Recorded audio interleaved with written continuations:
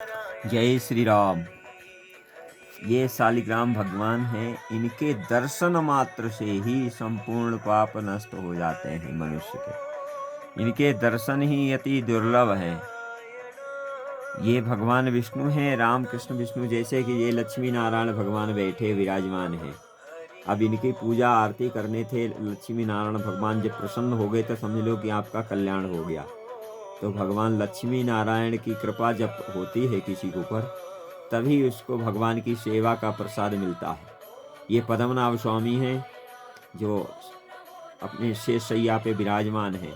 शंख चक्र गदा पद्म लिए लक्ष्मी माता उनकी सेवा कर रही, चरणों की सेवा कर रही हैं। यही आपने देखा होगा, क्षीर सागर में रहने वाले भगवान यही हैं। जिनकी कृपा जब होगी तभी भगवान का आशीर्वाद और कल्याण होता है लोगों का। उसके बाद में भगवान की सेवा प्रसाद प्राप्त होता है। तो ये अति दुर्लभ भगवान हैं। अगर आप इनकी सेवा पूजा करते हैं, जो शालिग्राम भगवान हैं, इनकी कृपा जब ही मिलेगी, जब ही इनकी सेवा प्राप्त हो सकती है, जब आपके बहुत पुण्य होंगे, जब भगवान विष्णु से आप बहुत प्रेम करते होंगे, देवता आपसे बहुत प्रसन्न होंगे, तब जाके भगवान की सेवा की तरफ आकर्षित होंगे। नहीं तो आप तो छोटे मोटे देवताओं की पूजा पाठ में ही लगे रहेंगे। शालिग्राम भगवान की अति दुर्लभ, मतलब इस पृथ्वी पे सबसे अगर सेवा इनकी है, सबसे सुलभ भी है। मतलब कम समय में प्रसन्न हो जाते हैं भगवान, अगर आप अच्छी तरीके से पूजा पाठ करते हैं तो। भगवान विष्णु शालिग्राम भगवान यही, मतलब विष्णु के रूप में अगर इस समय विराजमान है कलयुग में, तो भगवान शालिग्राम ही हैं, जिनकी आरती पूजा करने से ही कल्याण होता है। इनकी पूजा आरती करने वाले का कभी आज तक पतन नहीं हुआ है। वो कभी नरक में नहीं जाता है। जैसा भी है, खाली इनको बस अगर आपने जल में ही स्नान करवा के आप कुछ नहीं, इनको भोग प्रसाद जो आप पाते हैं, जो बनाते हैं, वो भगवान का प्रसाद पहले पवाओ, अर्पण करो, तुलसी छोड़ दो। तुलसी इनको अर्पण करने से ही इतना है। भगवान तुलसी के बिना प्रसन्न नहीं होते हैं। क्यों? वृंदा भगवान की प्रिया, मतलब जो भगवान की बहुत बड़ी भगत थी, उसका नाम वृंदा, वो तुलसी बनी थी लक्ष्मी जी के श्राप से। पहले तो वृंदा ने भगवान को श्राप दे दिया कि तुम पत्थर हो जाओ, तो वो शालिग्राम भगवान हो गए। पर बाद में लक्ष्मी जी को पता चला कि वृंदा ने मेरे पति को श्राप दे दिया है पत्थर होने के लिए, तो लक्ष्मी जी ने वृंदा को श्राप दे दिया कि जा तू अब तुलसी हो जा। अब भगवान के ऊपर जब तक तुलसी नहीं चढ़ेगी तब तक भगवान प्रसन्न नहीं होते। इनके ऊपर तुलसी दल चढ़ाना अनिवार्य है। तो इसलिए इनकी नारायण की, भगवान की सेवा करना बहुत पुण्य, जिसके उदय होते हैं तब जाके भगवान की सेवा पूजा उसको प्राप्त होती है। बाद बाकी दर्शन ही करते रहते हैं हम लोग बड़े बड़े मंदिरों में जाके। तो बड़े बड़े मंदिरों में जो बड़े बड़े विग्रह बनाए, वो तो हमें इसलिए बनाए गए विग्रह हैं कि उससे हमें पता चले कि भगवान राम कैसे थे, वो क्या आयुध अपने हाथों में रखते थे, भगवान कृष्ण कहते थे उनका क्या आयुध था, वो क्या करते थे।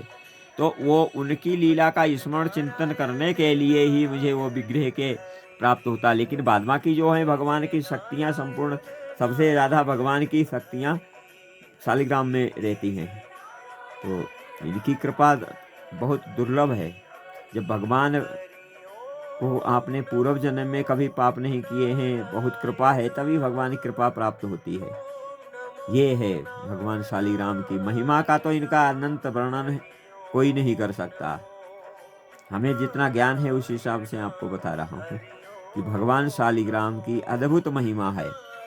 आपको दिखाऊं, ये देख रहे हो, ये चक्र है, इनमें ये बनाया नहीं जाता है, ये प्रकट हुए भगवान है। इनमें ऐसे ही सुदर्शन चक्र के देख रहे हो आप दर्शन, पूरे में सुदर्शन चक्र है। और ये सुदर्शन चक्र के, ये चक्रधारी, इनमें सब में किसी में चक्र बना होता, पद मतलब किसी में पद्म बना होता है। तो ये भगवान के चरण चिन्ह ये जो हैं, इनके ऊपर कुछ ना कुछ उनका आयुध अंकित जरूर होगा। और जहाँ पे सुदर्शन चक्र के ही मतलब स्वरूप में जो विशेष होते हैं, उनकी ही वैसे ही विशेष कृपा हो जाती है मनुष्यों के ऊपर। इनकी कृपा मिल जाए, देख रहे हो आप, ये देखो, ये क्या है, सुदर्शन चक्र भगवान है।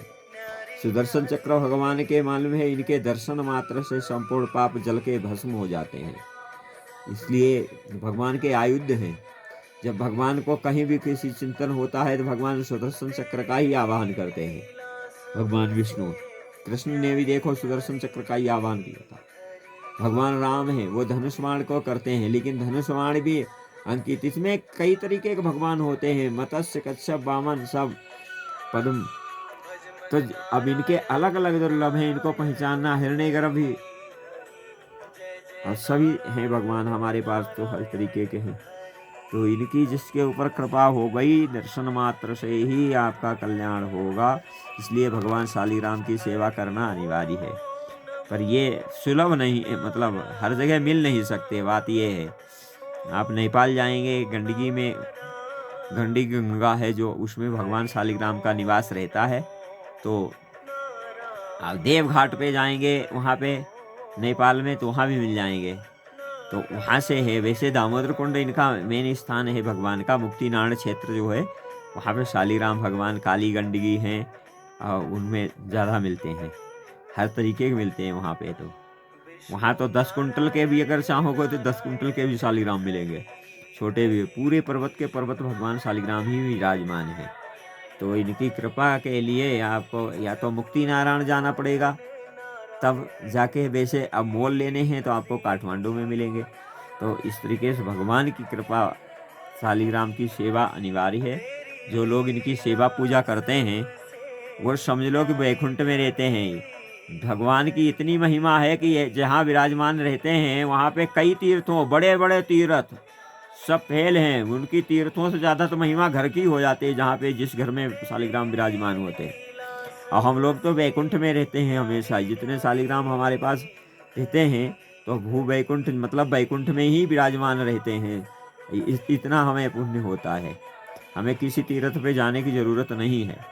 लेकिन जो तीर्थों का फल होता है उससे कई गुना तीर्थों का फल से ज़्यादा भगवान विष्णु की सेवा और शालीग्राम की सेवा, जहाँ पे आरती पूजा होती है, इनको पुष्प चढ़ाइए, तुलसी चढ़ाइए, उससे प्रसन्न होते हैं। फल फूल भोग लगाइए, और जो भी नैवेद्य आप जितना बना सकते हो, अच्छे अच्छे मिष्ठान, पूड़ी सब्जी जो भी है वो लगाइए। पहले तुलसी छोड़ के भगवान को प्रसाद अर्पण करो, उसके बाद में अपने आप को पाना चाहिए। तो भगवान का जो प्रसाद हम पाते हैं तो हमें पाप द्वेष नहीं लगता है, अन्न का नहीं द्वेष पाप लगता है। और भगवान की कृपा, शीत प्रसाद भगवान का हो जो लेते हैं वो वैष्णव अति दुर्लभ हैं इस पृथ्वी पे। इसलिए भगवान विष्णु के जो भी उपासक हैं उनके ऊपर विशेष भगवान की कृपा होती है, वो सब वैकुंठ ही जाते हैं। जय श्री राम।